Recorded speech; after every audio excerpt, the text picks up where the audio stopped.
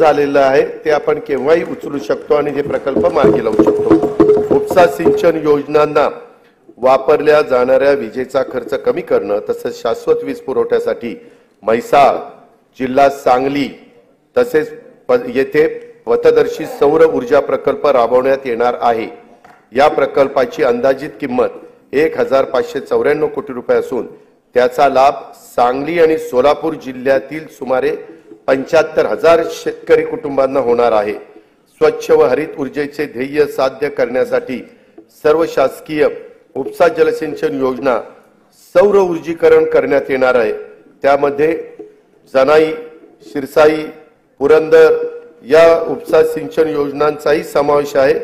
या योजनांच्यासाठी 4,200 कोटी रुपयाचा खर्च अपेक्षित आहे। विदर्भातील नागपूर, वर्धा, अमरावती, यवतमाळ, अकोला, बुलढाणा या जिल्ह्यातील 3,71,277 हेक्टर क्षेत्रात सिंचनाचा लाभ देण्यासाठी वैनगंगा नळगंगा नदीजोड प्रकल्पाद्वारे गोसीखुर्द प्रकल्पातून 62.57 टीएमसी पाणी वळवण्याचे नियोजन आहे।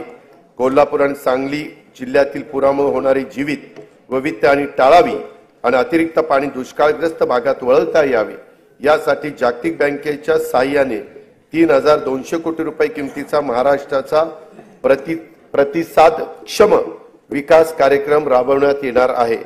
जलयुक्त शिवार अभियान 2 अंतर्गत मार्च 2024 अखेर 49,651 कामे पूर्ण झाली असून यावर्षी 650 कोटी रुपयांचा निधीची तरतूद करण्यात आली आहे। गाळ मुक्त धरण, गाळ युक्त शिवार योजनेअंतर्गत राज्यातील एकूण 338 जलाशयातून गाळ काढण्याचे काम सुरू आहे।